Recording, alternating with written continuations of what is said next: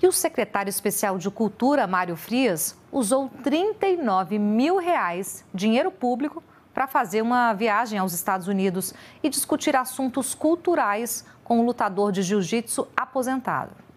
Essas informações sobre o uso do dinheiro público, quase R$40 mil, foram trazidas pelo blog do Lauro Jardim, no jornal o Globo. Coloquei essa notícia no começo do vídeo, para que vocês lembrem que o agressivo bolsonarista, Mário Frias, até hoje não explicou onde foi parar os quase R$40 mil de dinheiro público, que ele teria que devolver. Pois bem, desde ontem, a tag, Mário Notas Frias, está entre os assuntos mais comentados nas redes sociais, porque foi revelado pelo usuário Dr. Pândego, o mesmo que revelou notas fiscais contra o Nicolas Ferreira, que o Mário Frias abasteceu em Brasília, e 37 minutos depois abasteceu em São Paulo. Teria ele aprendido com o Bolsonaro? Bem, as supostas notas fiscais, e outros prints, estão na página do Dr. Pândego. Se você quiser, quem está nos acompanhando, entra no Google e vê lá, né, Portal da Transparência da Câmara e tal, você vê lá. O meu gabinete gastava R$600 de gasolina por mês. Claro, pô. Se em Brasília você sai do hotel, do apartamento, longe, e vai para o congresso, e volta, e vai para um restaurante, R$600... Tá mais que bom, Tá né? mais que bom, dá 3 tanques naquela época, 3 tanques de gasolina. Tudo roubado, pô. O Bolsonaro gastava R$10 mil, o mesmo deputado, na mesma época. De gasolina. E eu pagava em Brasília, onde eu trabalhava como deputado, e ele pagava num posto da Barra. Sabe como é que eles faziam? Isso era geral. Geral. E eu conheço e não tenho rabo de palha. Então o que eles faziam? Pegavam pro posto, dava 10% do valor da nota pro cara do posto, e pegava a nota e botava o dinheiro no bolso. Será que o Mário Frias vai explicar, ou vai fugir como fez depois de agredir um jornalista? Falando em, atitudes, façam o que eu digo, não façam o que eu faço, né? Defensor entusiasmadíssimo da plena liberdade de expressão, decidiu calar ou impedir a atividade jornalística no braço. Estou falando do deputado Mário Frias. Ele foi flagrado agredindo o jornalista Guga Noblar. A postagem foi feita, inclusive, pelo Guga no Twitter. Ele estava dentro da Câmara, registrando uma audiência pública.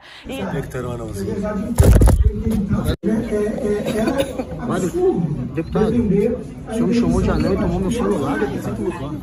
Não, ele que tomou meu celular e me chamou de anão de graça. Eu nem tinha falado com ele. O deputado tá nervosinho, Mário Frias, por quê? Fica mais frio.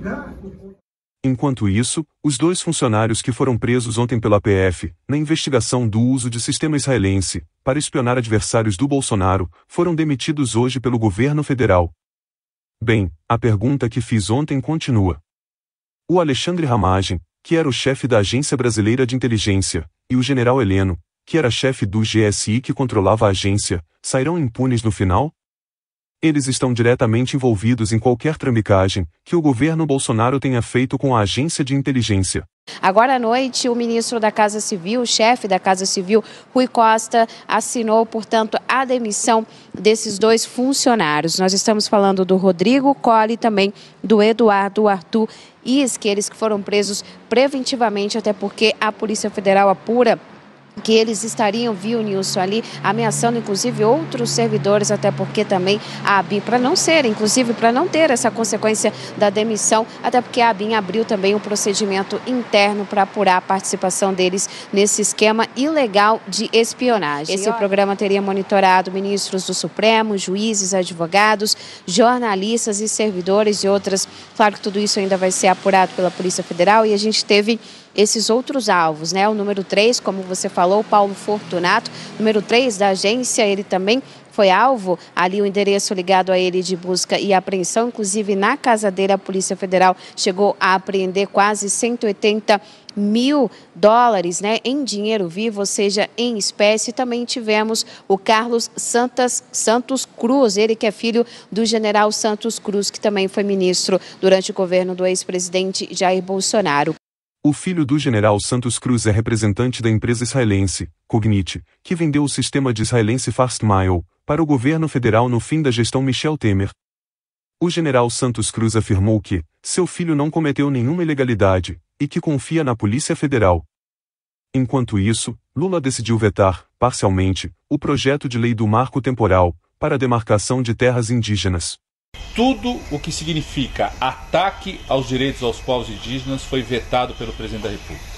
Tudo que significava contrariar a Constituição, inclusive as decisões recentes do STF, foram vetados pelo presidente Lula.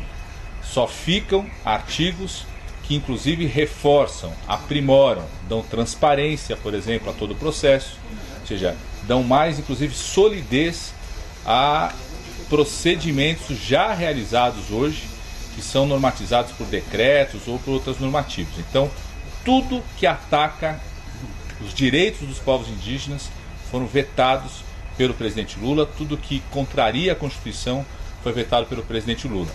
Eu acredito, inclusive, que os artigos, depois da análise, inclusive, do Ministério dos Povos Indígenas, que se mantém, abrem, inclusive, a possibilidade, uma demonstração do governo federal que ele está disposto a dialogar, inclusive, com amplos setores para que a gente possa, defendendo o interesse dos povos indígenas, respeitando a Constituição, poder tratar com aqueles que consideram que existe algum tipo de insegurança nos regramentos que nós temos hoje, poder aprimorá-los para que desapareça qualquer dúvida sobre isso em relação...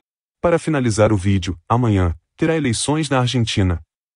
Se vencer, o candidato de extrema-direita, Javier Milei, pode gerar uma crise diplomática com o Brasil, o que será péssimo para a própria Argentina. Outra coisa, se ele fizer tudo o que está falando, inclusive dizendo que vai colocar fim das relações com a China, a Argentina vai para um caos sem precedentes. Isso é muito ruim para toda a região. O Javier Milei, ao longo dessa campanha, ele deu uma série de declarações críticas, ataques ao governo brasileiro, ao governo do presidente Lula e diretamente à figura do presidente Lula. Ele já chamou Lula de comunista totalitário, de socialista raivoso, disse que o governo Lula usurpa a liberdade de imprensa, disse que as urnas eletrônicas, o sistema eleitoral brasileiro não são confiáveis, enfim, disse que o governo Lula foi o responsável pela tentativa de golpe de Estado. Então, um discurso muito alinhado ali com as posições do bolsonarismo, com aquilo que é dito por Bolsonaro e também pelos seus aliados. Eu conversei com uma fonte ligada ao governo, que está acompanhando de perto as eleições argentinas, e essa fonte me disse que uma vitória de Javier Milei representará um retrocesso diplomático sem precedentes no contexto da América do Sul e nas relações entre Brasil e Argentina. Então há essa preocupação e tanto há, Júlia, que um grupo de marqueteiros, como você bem disse, marqueteiros que são ligados ao PT, que atuaram na campanha de Lula, na campanha de Haddad no ano passado, eles foram trabalhar na campanha do Sérgio Massa, foram reforçar para tentar impedir uma vitória do Javier Milei. E essas pessoas que estão atuando na campanha têm uma preocupação muito grande que haja uma onda pró-Milei, uma onda de direita nessa reta final, uma onda que não está sendo captada pelos institutos de pesquisa e que ele possa ganhar no primeiro turno. Então há uma preocupação muito grande numa vitória no primeiro turno, porque daria mais capital político ainda ao Javier Milei colocar em prática tudo aquilo que ele tem dito, que se tiver um segundo turno ele pode adotar uma linha um pouco mais moderada, acenar ali para um eleitor mais moderado, compor de alguma forma com o centro, mas que se ele ganhar no primeiro turno ele tem mais capital político ainda para executar tudo aquilo que ele vem postulando.